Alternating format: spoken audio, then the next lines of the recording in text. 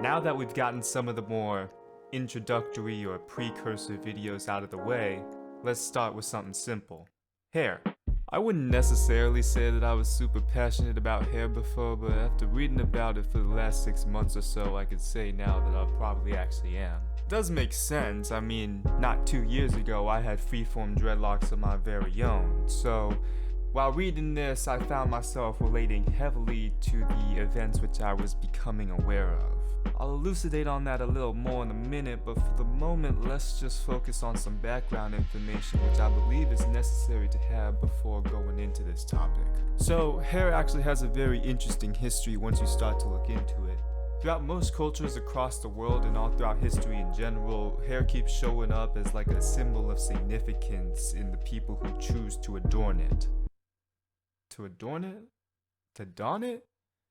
To wear it? Do you wear hair? If we strip it down to the purely biological significance, the hair on our head provides thermal insulation, so effective cooling via sweat, and protection from UV exposure, which in other words means that it protects us from the deadly laser in the sky all day. An interesting observation to note here would be that straight hair as opposed to curly or kinky hair allows more UV light to pass through to the scalp. A similar observation can also be made when considering the differences in melanin in people's skin. Now, being able to grow long and healthy hair can be seen as a sign of fertility and youth. We can infer that our ability to grow very long hair is a result of the sexual selection of our biological ancestors who considered this. Think about it like this.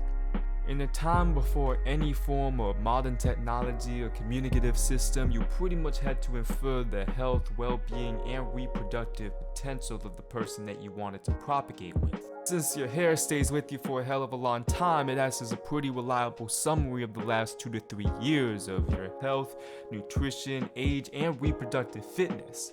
You can even detect malnutrition or deficiencies in vitamins and minerals as a result of the loss of hair or changes in its color over time. So hair from a purely biological standpoint is arguably very important. Thus, it makes sense why societies and cultures from the ancient past to the modern day would consider hair to be significant in a number of ways. Ancient African cultures viewed hair in a similar way to what was mentioned before, as a major signifier of numerous different cultural aspects about the person. This could include their family background, marital status, social status, spirituality, or tribe. In ancient Greece, long hair on men was used as a symbol of great wealth and power. I mean, just look at the thick, long, immaculate manes on the heads and faces of some of the most well-known deities like Zeus, Achilles, Apollo, and Poseidon. In the words of some ancient Roman aristocrat somewhere, a head that is shaved is most fit for the slave. I mean, probably. I don't actually know if that's true. I just saw it on Wikipedia and I just wanted to say it. This isn't the only time that this ideal was employed though. In the Middle Ages, shorter hair was often seen as a sign of servitude and peasantry, and the upper echelon throughout most of history in general were usually the ones who adorned and wore their hair long and proud. Throughout these centuries, we also see Eastern Christians grow out long hair and beard styles, especially that of monks and clergymen.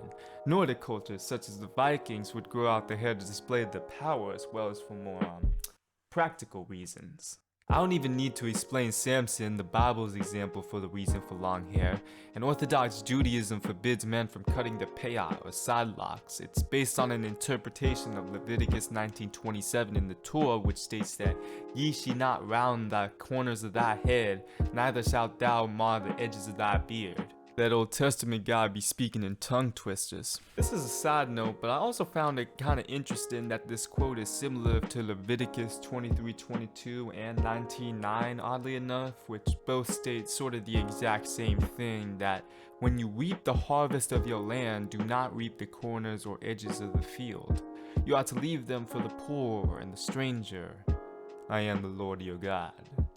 Maybe the corners of your hair was supposed to symbolize that or something. That's really interesting. I'm gonna return to that in a future video. Back to what I was saying before. Native Americans are well known for the long hair. I mean, wearing it for tradition as well as the belief that it symbolized the physical manifestations of their spirit and connection to Mother Nature. And many tribes only cut their hair when there was a death in their immediate family. Sikhs practice kesh, which means allowing your hair to grow naturally as a symbol of devotion to God and lack of worldliness, as well as believing that unshorn hair is a requisite for faith and inviolable laws. Islam regards the Prophet Muhammad as the ideal example by which to live, and as such attempt to emulate him wherever possible.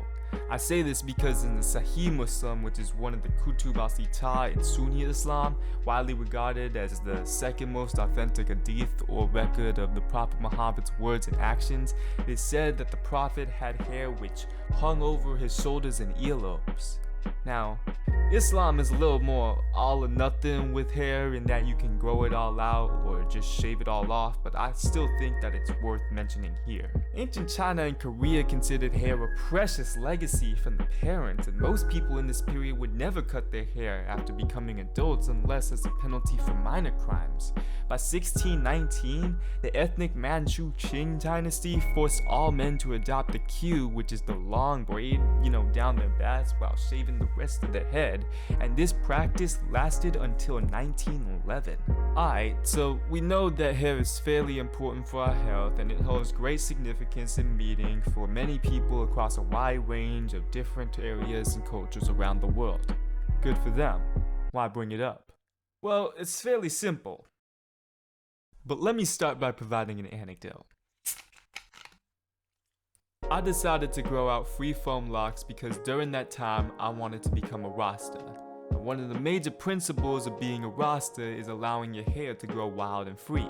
I did this partly out of rebellion to the system and the man or whatever, but also because I was infatuated with the Rastafari philosophy and culture. My father is from Jamaica, but it was never really a prominent aspect about my life. When I was in high school and going through an identity crisis, confused about who I actually was and who I truly wanted to be, my freeform locks and practice of Rastafari allowed me an outlet to explore and connect to my Jamaican heritage in a way that I never had before. However, towards the end of my freeform dreads existence on my head, it became evident that the life of a Rasta would be incompatible with my current one if I wanted to have a successful, healthy, and prosperous life, that is. Not unless I move to Jamaica, of course. I'll go into it in a future video, I suppose, but for now just know that I learned that becoming a Rasta was not something that I could fully accomplish, at least not to the extent that I wanted to. Despite this, I held on to my dreads as I had started to grow sentimental towards them, and I thought that they were becoming a part of me. There's my signature and what made me unique, and I thought they kinda looked cool. And then one day, a friend came up to me, a very good friend, one that talks to me all the time and one that I still trust and respect to this day. She came up to me and said that many people are talking and saying that my dreads are dirty. A couple days after that, I cut off my dreads. Didn't really provide a reason why, just sort of left it at that. Needless to say, the end of my high school career left me with a very sour taste in my mouth. But I still finished school and graduated, and now I'm attending an illustrious HBCU, so I guess it all worked out for me in the end, right? Unfortunately, that is more than I could say for Clinton Stanley Jr., a kid who, at the time, 6 years old, was denied admittance to a Brooks Christian Academy in Apopka, Florida because his dreadlocks were against the handbook. Andrew Johnson, a high school wrestler who normally would wrestle with the cover over his locks, was forced into a 90-second decision to either cut his hair or forfeit one of the biggest matches of his high school career because the referee had deemed it unnatural and against the rules. Louisiana girl Faith Benedy had worn her hair in thick braids with extensions to Christ the King Elementary School in Terrytown, Louisiana for 2 whole years without a single problem. Unfortunately, however, on August 20th, 2018, her brother posted a video of her walking out of school after her family had been told that her hairstyle was unacceptable by the staff. Apparently, the policy cited in that specific example was a clause added specifically that summer which prohibited extensions, clip-ins, and weaves, but I'm sure that policy has no implied racial bias, none whatsoever. Genesis Johnson at North Florida Christian High School, can you spot the trend, wore her afro to school on and off for years before she was approached by an interrogating teacher who subsequently sent her to the assistant principal's office. There she was told her hair was inappropriate, it needed being fixed, extreme and faddish and out of control, and that the only way she would be allowed back to school is if she changed her hair. An anonymous black student with locks at South Platte Men's High School in Louisiana who, in September 2014, was told by his administrators that he could not return to school for as long as his hair remains in dreadlocks, despite the fact that the administration were fully aware of the student's practice of Rastafari. 7-year-old Tiana Parker, who in August 2013 had her hair in dreadlocks, with school administrators at Deborah Brown Community School in Tulsa, Oklahoma, told her were not presentable and would distract her from the respectful and serious atmosphere that the school was striving for. Amber Young, a sophomore at Yale, at least at the time that this was written, who had been told by cheer captains at high school and Yale alike that every cheerleader's hair must be fully blown out and straight so that they all look uniform, implicitly stating that natural hair, mainly that adorned by black women, is not allowed. But what about the 8-year-old black girl at Thurgood Marshall Elementary School in Seattle, Washington, who was removed from her classroom without communication to her parents because the smell of her hair product made the teacher sick? Or the 5-year-old Jalen Browsford in Belmont, California, who in December of 2014 was told by his kindergarten teacher in front of his entire class that his hair was inappropriate and distracting to other students, despite Jalen having a similar haircut to other white students. Or even a very recent example such as Barbers Hill student DeAndre Arnold, who despite having dreadlocks for years before endured the punishment of an in-school suspension for refusing to cut his locks. Alright, so I've spent a page and a half listing off every single example I could find of a black student who had either been harassed or received punishment for the simple act of expressing themselves through their hairstyle. What's the point of me doing all this? I said at the beginning of that tangent that I couldn't say the same for myself that I could for those individuals. And I don't just mean that they can't or didn't go on to have successful, prosperous academic careers such as mine. Well, if you could even consider my academic career to be successful. Or even if you think that was what I was trying to say in the first place. What I'm trying to say is that sure, I cut off my dreads because white people around me said they looked dirty, and I felt subconscious and kinda thought that I looked stupid after that. But I grew, and I learned more, and I meditated and did what I needed to do to process my thoughts and emotions and whatnot. But I could not say the same for those individuals that I listed before. I am 100% sure that at least one of those individuals experienced trauma manifested from situations regarding their school's acceptance of their black hair. What's really striking is that every example listed was of a staff member inflicting shame and abuse upon young girls and boys, men and women. At least in my situation, part of the reason I was able to process my own emotions was because it was the student body. A bunch of dumb white teenagers who didn't know what hair truly means in terms of being a part of someone's identity, but this was the faculty mistreating these kids. The #1 figures of authority in their school lives. Who knows what other bullshit they have to deal with? White teenagers mocking or ridiculing their hair. It's mental and emotional torture. Your identity is the most significant part about you. It's literally who you are. It's decided by you. It's who you know yourself to be and who you're comfortable and happy with living as. The moment it gets denied or damaged or invalidated in any way, it just fucks with your mind, you know? I think this thus brings us to the crux of this video, and that is, and always with every video that I make, why am I making it? The continued assault by the American education system on black kids across the country as a result of the hair that they wear on their heads is blatantly and openly racist, intending to destroy the black body and all of the identity, culture, history, and personality that is held within those curly locks. I haven't even begun to describe how these policies are absolutely rooted in racism and hatred for the culture and identity that we all get to wear proudly. How these discriminatory practices are also rooted in methods and policies created by school districts to deter or otherwise deny all attempts at black people acquiring an education. Probably manifested from those same sentiments which resisted Brown v. Board of Education for as long as quite literally possible, as this is still happening to this day. I could even go on for a whole video's length talking about how private schools were created to specifically cater to white parents who were scared about having their kids attend school with the Negroes, but one subject at a time. It is essential that we eliminate these types of policies which exist in many schools across the entire nation, otherwise we risk the educative bodies of America becoming less of a public service and more of just another method of oppressing black people.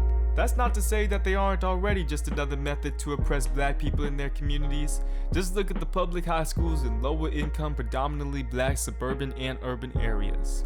Private schools also oppress black people by creating ludicrous tuition prices and other unmentioned purchases such as textbooks and uniforms, all under the guise that they're not publicly funded schools, which, yes, is the fundamental principle of a private school.